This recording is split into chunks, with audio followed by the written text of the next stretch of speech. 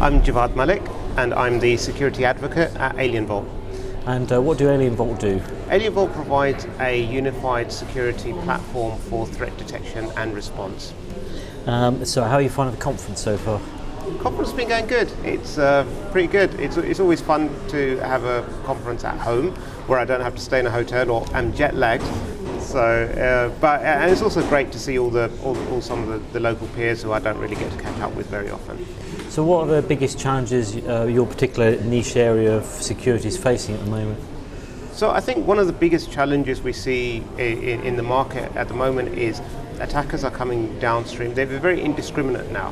Whereas previously attacks might have only focused on banking institutes or financial institutes or energy or something like that. Now it's very easy to, say, launch a ransomware campaign against a mid-size or a small-size enterprise and then, extract money from them, or hospitals or companies that traditionally have been immune to targeted attacks. But now the attacks are very indiscriminate and they cost them money and time and resources. So I think this is the biggest challenge because that market is so huge. Everyone's connected nowadays. So trying to protect everyone is the big challenge these days. So why is threat intelligence so important? Threat intelligence is really important because there's a lack of skills generally in security.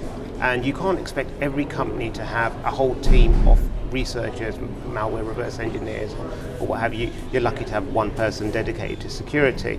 What threat intelligence provides is leverage all of your professionals around the world to share information about, hey, we're seeing these threats, you should be aware of that, we've seen this, you should be aware of that. So when a bad guy attacks one person, everyone can bolster their defenses by sharing that intelligence amongst them.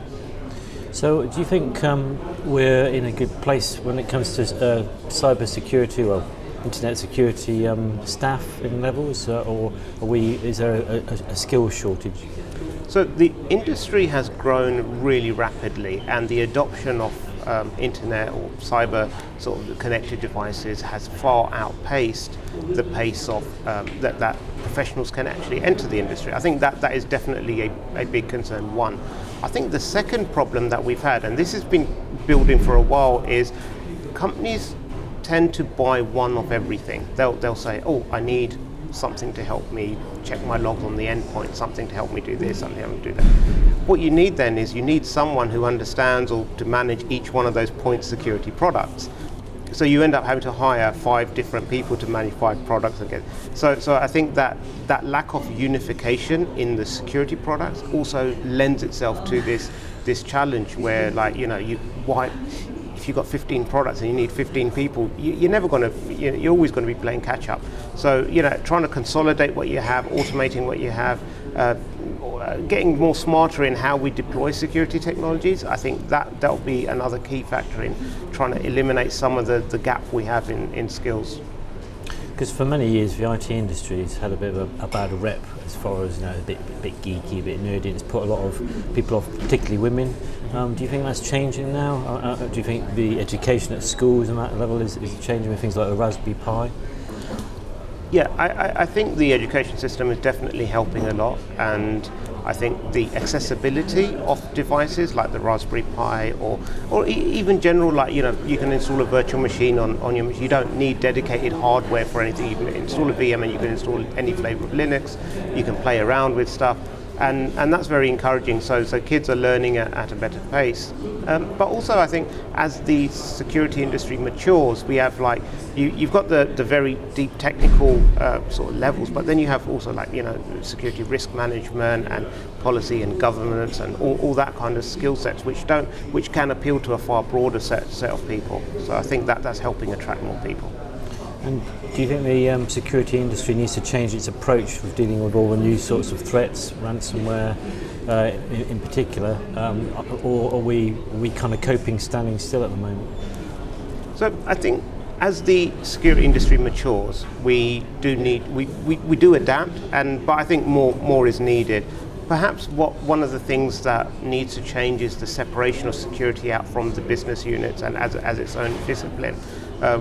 Someone was telling me just the other day, it's one of the things when you think it's someone else's job to check security, you become lax yourself.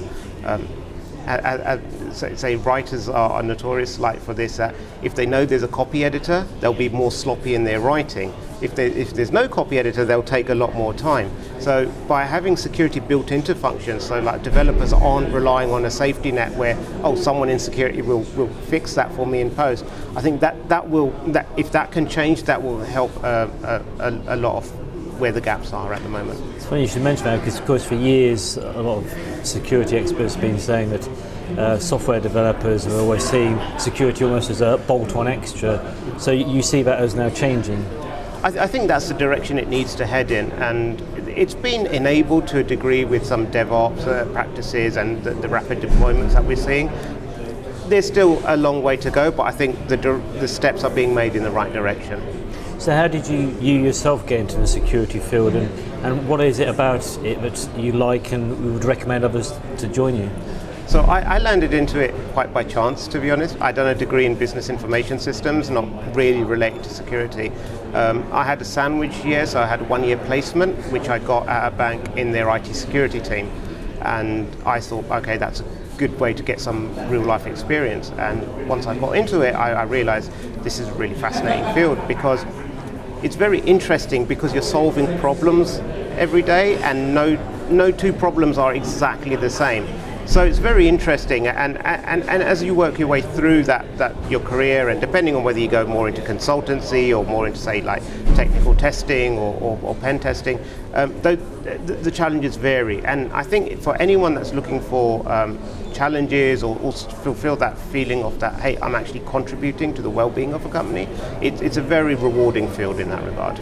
So what would your predictions for the next 12 to 18 months be within the security landscape, do you think? Oh, predictions are always really difficult, but as long as no one watches this back in 12 to 18 months, I'll be really happy to give you my predictions. I think we'll see a lot more of security coming downstream to help a lot of the mid-sized enterprises. I think that's really where the thing, because I think that's where a lot of the attacks come in from. There's this vast democratization of attackers out there, where they share tools a lot and they can attack anyone indiscriminately. So coming a bit downstream from the security side is essential, and I think there'll be more collaboration amongst the security communities. It's something that traditionally wasn't, it was taboo to speak about, hey, we've been attacked, let's keep it hush-hush, to now people are beginning to share more and more and be more open that this is how someone got in, this is what we saw. Maybe you can improve your defenses to do something about it. So I think that more collaborative nature amongst the security research community is something that we'll see definitely increase in the coming months. Now, one of my own organisation's promises is to try to promote better personal data challenge, if you like. Do you think the government could be doing a bit more to educate people about taking more responsibility for the way they operate online and with their own personal data, and when they log into work they don't use the wrong ISP? I mean, how are we within the whole education about security? I think education and awareness around security is one of those uphill battles, and it's really one of those long-winded sort of, you've got to be prepared for the long haul. I don't think it's impossible. We've seen it done before in other industries, so things like recycling. 20 years ago, no one thought of it. Now you can't walk into an office without 7 bins lined against it for different types of waste. Seat belts or car safety, the clunk click, how many years, or drink driving, how many years have we seen that go on for? The government's got some good initiatives in place, particularly in schools and teaching young kids about safety and online bullying and all these kinds of new challenges that are coming across. It's something we just need to persist at, and I think everyone's got a responsibility. It's not just the government, but professionals in the industry and even companies. They could extend that training onto employees' personal lives, home lives as well. And I mean, where do you think we are in the war with the bad guys? Are you an optimist? Are the good security professionals going to win over in the end, or is there no end? Well, it's a weird one, isn't it? It's like kind of like the war on drugs or the war on terror. There is no end in sight. It's an ongoing sort of battle. I'm generally an optimist. I don't believe in doom and gloom. I don't believe bad guys are going to set off nuclear weapons and kill us all. I hope. But at the same time, I think the mind shift of people will change, will need to change over the coming months to realize that business models have changed, that where they are almost entirely reliant on the data they hold. There's no value in the physical stock they hold or the premises they have. The whole value is in the data. And I don't think that the penny's quite dropped for a lot of companies yet, that's really how things have changed. As soon as that happens, then I think we'll see a lot more improvements going forward. And while I've got you, what are your thoughts about the security of the Internet of Things? Because obviously we're creating all sorts of things which connect to the Internet, whether it's our refrigerators or soon-to-be cars. I mean, those pose all sorts of security risks. What are your thoughts about that?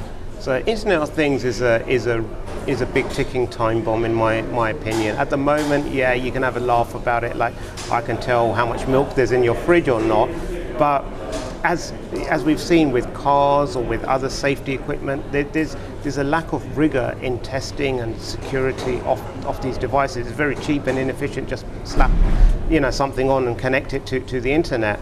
And we need to get far better at building in security up front and having some sort of controls, because that's really going to hit people hard when it starts happening.